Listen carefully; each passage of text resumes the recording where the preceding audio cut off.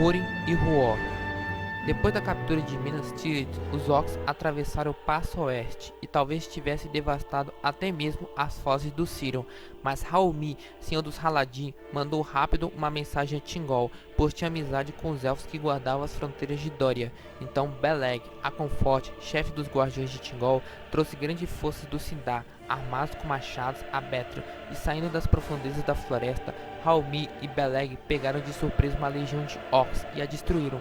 Dali em diante, assim, os Orcs foram derrotados. Eles não ousaram cruzar o Tengli por muitos anos depois disso.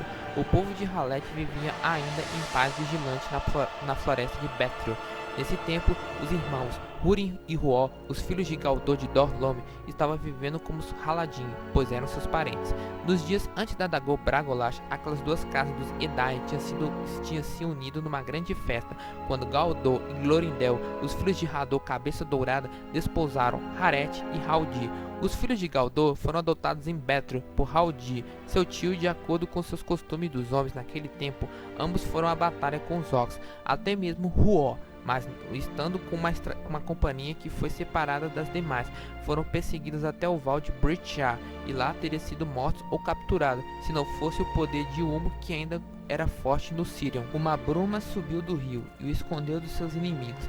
Eles escaparam pelo Britchar e foram até Dimbar, e vagaram entre as colinas sob as muralhas e gremes da Crisengrim, até ficaram nos egamos daquela terra, sem saber que caminho seguir ou como retornar. Torondo, rei das águias, estava observando tudo e mandou de duas de suas águias ao seu auxílio, e as águias pegaram eles e os levaram para além das montanhas circundantes, e Húrin e Huor foram os primeiros homens mortais a entrar na cidade oculta de Gondolin, a qual homem algum ainda virá. Turgol, o rei de Gondolin, recebeu-os bem, quando soube que era sua gente, pois mensagens e sonhos lhe tinham chegado subindo Sirion, vindos do mar de Humo, e advertindo sobre os males que viriam, e o aconselhando a tratar com bondade os filhos da casa de Hador, de quem havia de lhe vir ajuda quando precisassem. Húrin e Huor viveram como os hóspedes na casa do rei por quase um ano, e conta-se que nesse tempo Húrin aprendeu muito do saber dos elfos e compreendeu também algo dos conselhos e propósitos do rei.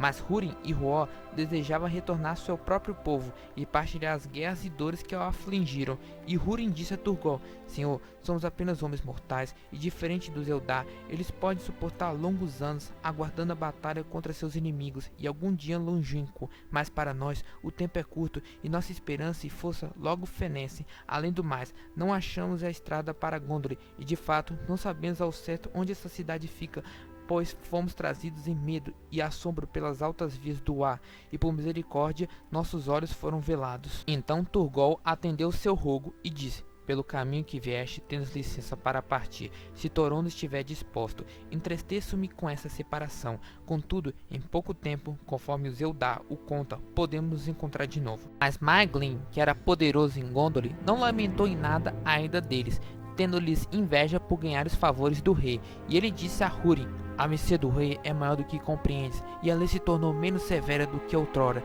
Não teria escolha, a não ser morar aqui até o fim de sua vida. Então Húrin disse: A mercê do rei é de fato grande, mas se a nossa palavra não é o suficiente, então vós faremos juramentos. E os irmãos juraram nunca revelar os planos de Turgol e manter em segredo tudo o que tinha visto em seu reino. Então se despediram, e as águias vieram buscá-lo e levá-los embora de noite, e os deixaram em Dor-lómi antes da aurora. Sua parentela se regozijou ao vê-los, pois mensageiros de Bethril tinham relatado que havia se perdido, mas não declararam nem mesmo para o seu pai, salvo que havia sido resgatados nos ermos pelas águias e levados para casa.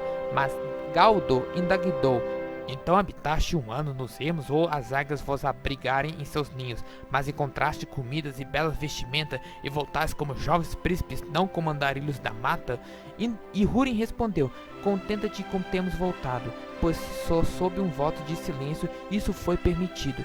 Então Galdor não mais o questionou, mas ele e muitos dos outros adivinharam a verdade, e naquele tempo a estranha sorte de Húrin e Huor chegou aos ouvidos dos serviçais de Margath. Turgol soube do rompimento do sítio de Angband, não permitiu que ninguém de seu povo saísse para a guerra, pois julgava que Gondolin era forte, e o tempo ainda não propício para que se rebelasse. Turgol enviou em segredo companhias de Gondolodrim para as foz do Cirion e para a Ilha de Bala.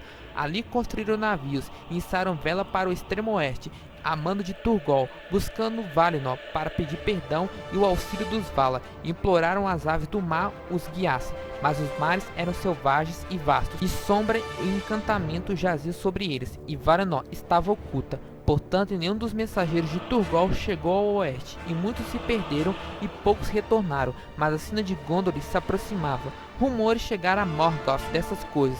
Ele se inquietou em meio à sua vitória, e desejava grandemente ter notícias de Finrod e Turgol, pois tinham sumido sem deixar rastro, e contudo não estavam mortos. Ele temia o que ainda podia realizar contra ele. Ele conhecia Nargothrond, mas não sabia nem onde ficavam suas forças, e de Gondor também nada sabia, e pensava em Turgol o atormentava ainda mais. Portanto, enviou ainda mais espiões a Beleriand, mas convocou a hóspedes principais dos Orcs, a Angband, pois percebeu que ainda não conseguiria travar uma batalha definitiva e vitoriosa até que reunisse mais forças, e que ainda não medirá direito o valor dos Noldor, nem o poder guerreiro dos homens que lutava ao lado deles. Por grande que tivesse sido sua vitória na Bragolash e nos anos que se seguiram, e duros os males que infligiram em seus inimigos, suas próprias perdas não tinham sido menores. Embora dominasse Dorthonion e o passo do Cirion, os Eldar, recuperando-se do seu desânimo primeiro, começava agora a reaver o que tinha perdido. Assim, Beleriand ao sul teve uma semelhança de paz por alguns poucos anos, mas as forjas de Angband enchia de Silabor. 7 anos depois do Dagor Bragolash, Morgoth renovou seu ataque e enviou uma grande força contra Hithlum. O combate nos passos das Montanhas Sombrias foi amargo, e no cerco de Ethel-Cirion, Galdor foi morto com um flechaço. Aquela fortaleza ele defendia em nome do Alto Rei Fingol, e naquele mesmo lugar seu pai, Radolorindo, morrerá pouco tempo antes. Húrin, filho de Galdor, estava adulto, mas era grande em força, tanto na mente como de corpo, e empurrou os orcs com grande matança para longe das Ered Ethril, e os perseguiu até Anfalgler. Mas o rei Fingol sofria para debater os exércitos em Angband do norte, e houve batalha nas próprias planícies de Hithlum. Fingol estava a perder, pois estava em menor número, mas Círdan subirá o estreito de Dengrist com uma grande força, e na hora de necessidade, os elfos de Fala caíram sobre a hoste de Morgoth, vindos do oeste. Os orcs foram derrotados e fugiram. Os Eldar conquistaram a vitória, e seus arqueiros montados os perseguiram até as Montanhas de Ferro. Naquele dia, Húrin governou a casa de Hador em Dor-lom e serviu Fingol. Naquele tempo também, os proscritos de Dorthonion foram destruídos, como se conta seguir em Beren, filho de Barahri, escapando sozinho, mal conseguindo chegar a Doria. Continua.